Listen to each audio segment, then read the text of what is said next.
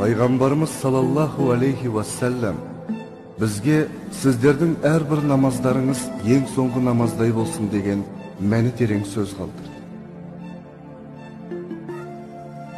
Дүйсенбі келіп таң шапағы қылау берді. Ел жұрт жас демей кәрі демей барлығы да мешітке қарай ағылды. Ойларында, апырай, пайғамбарымыз бүгін намазға шығар ма екен? Мешіт толы жамағатқа иман кім болмақ деген жүрек сыздатар тілеу ғана.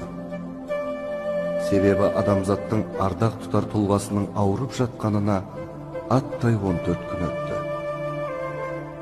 Бейсенбі күні келе алмаған ол халі өте нашар бола тұра, тек сәрсенбі күні ғана мешітке аяқ басты. Ең сүйікті достары сахабалармен қоштасқысы келгендей сыңай танытты. Мешіттегі жамағат төрт көзі түгел кезінде барлықтарымен бақылдасып, алашағы барларға алашағын қайтарып, реніші барлармен кешірісуді қалады. Алайда әркім өз санасындағы сапырылысқан оймен арпалысқа түсті. Бұл сонда ең сүйікті жанның қоштасуы болғаны ма? Шынымен де арамыздан кетпек пе?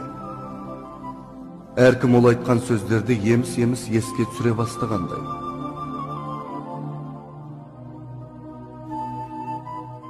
Және бірде ол мені үлкен жолға жиналуға шақырды.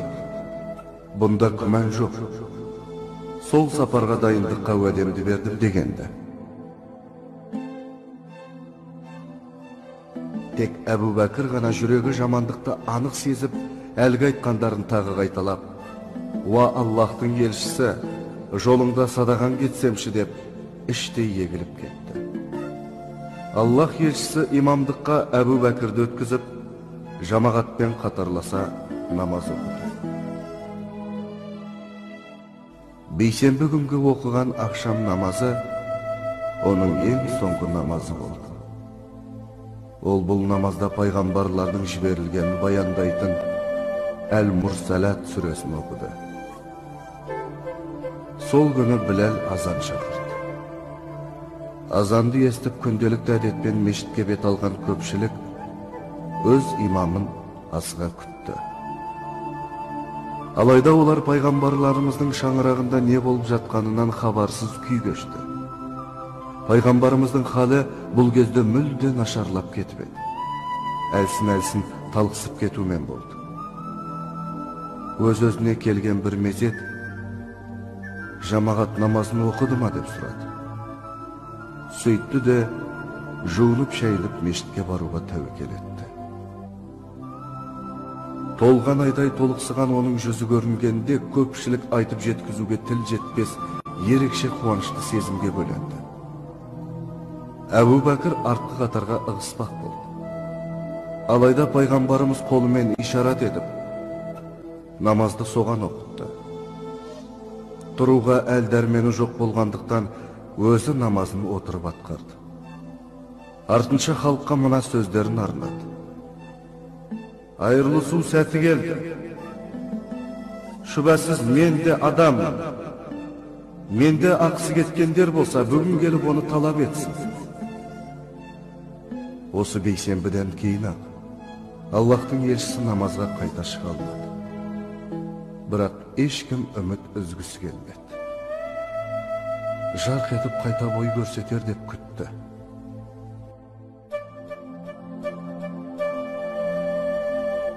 Халық оның амандығын тілеп, толық сауығып кетуін қалады. Өздеріне бұрынғыдай намаз оқытқанын көргісі келді. Бірақ ол өзінің ең соңғы сапарын мәңгілік дос деп білген ұлы жаратушыға арнаған. Жыл сайын Рамазан айында 10 күн мешітте болатын болса, осы жылдың Рамазанында 20 күнін мешітте өткізді. Оның үстіне осы Рамазанда оған Жәбірейіл періште келді. Екеу ара Құранды бастан аяқ бірге оқып шықты.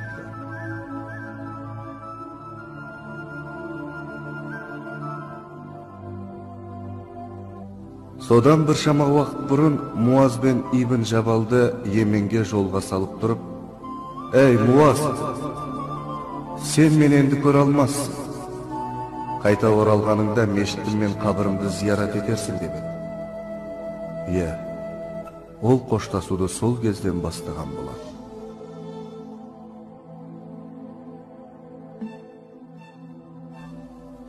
Оның алғашқы әрі соңғы қажылығы да қоштасуға арналды. Сол күні ол мұсылман қауымның қадірлі анасы, өзімен 25 жыл отасқан Хадишаның қабірін зиярат етті. Осы қасиет арқылы сахабаларға да адалдық дәрісін ұқтырды. Арафатта түскен аяттың да мәнісі дін аяқталды. Адамдардың топ-тобымен исламға кіргенін көргенде Аллахты есіңе ал дегенге сайды.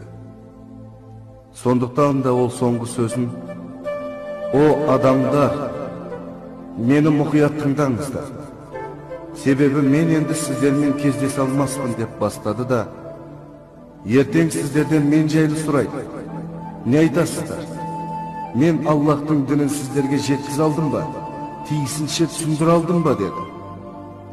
Тұс-тұстан: «Әрине, біз барлығымызда бір ауыздан сенің өз міндетіңді абыроймен атқарғаныңа куәлік етеміз» деген дауыстар естіліп жатты. Пайғамбарымыздың нұрлы жүзінен көңілінің орныққаны байқалғандай болды. Ол сұқ саусағын аспанға көтеріп: «Аллах тағалам куә бол, Аллах тағалам куә бол, Аллах тағалам куә бол» деп 3 рет қайталады. Әр сөзі қорғасынның салмағындай ауыр қоштасуда 23 жылдық қайғы қасіреттің жүгі жатқандай еді. Рабиул Ауғал айының 12-ші түні. Біләлдің азанынан кейін мешіт іші лық толды. Ол бұл жолы да намазға шыға алмады. Пайғамбарымыз барлық мүмкіндіктеріңді рухани байлықты молайтуға жұмсаңдар деп өсиет айтатын. Ертеңгі мәңгілік өмір үшін қайырымдылықты осы дүниеде жүріп жасау керек екендігін жиі еске салатын. Осыдан бір күн бұрын ол біраз кісілерді құлдық пен күндіктен босатты. Оған қоса еліндегі 6 динарды ғарып қасірлерге таратып беруді бұйырып, іле талқысып кетті. Есін жияр жимас сұрағаны ақшаның таратылып таратылмағандығы болды. Сөйтіп ұлы жаратушының алдына мүлдем пәк күйде баруды қалады. Күн батысқа қарай ойысты. Бұл кездесу мерзімі болады. Ауру одан сайын ауырлай түсті. Уақыт таяды. Денесі суый бастағандай. Ол қадірлі басын Айшаның омырауына сүйеді. Көздерін жоғарыға тікті. Бір шама уақыттан кейін барып ес жиды. Саусағын жоғары көтеріп, биіктегі бір нүктеге қадала еріндері қимылдады. Мұсылмандардың анасы Хазіреті Айша оның не айтып жатқанын тыңдау үшін еңкейіп құлағын тосты. Пайғамбарлармен, шейіттермен, жолдағылармен бірге мені де кешір. Өзіңнің мейірімің түскендермен бірге мені кешіріп, рахымыңа бөлей көр. Мені өзіңе қабылдай көр. Аллах тағалам, мен сенің ұлы достығыңды қалаймын. Ұлы достығыңды қалаймын. Ұлы достығыңды қалаймын. 63 жыл бұрын дүйсенбі күні ғұмырлық сапарын бастаған Ғазизжан дәл сол дүйсенбіде сапарын аяқтады. 23 жылдық пайғамбарлығында ол бүкіл адамзаттың ақыретке дейінгі өмірін бақытқа бөлейтін өмір сүру үлгісін қалдырды. Ал насихат ету міндетін арттағы ізбасарларына өсиет етті. Таң ата бере терезенің пердесін тұрып, михрабтағы имамға көз салып бұл міндеттің жалғасатын өмір шеңдігін ұқты. Шүкіршілік ретінде соңғы намазын тәмамдады. Ұлық міндеттің соңы таяды. Оның соңғы пайғамбар екенін білдірткен екі жауырынының арасындағы мөр де бұл сәтте ғайып болған еді. Бөлме іші ерекше жұпар иіске толып кетті. Сол аралықта қолы шетте тұрған суға қарай қозғалды. Алайда жансызданып сала берген саусақтарының арасынан месуак сусып жерге түсті.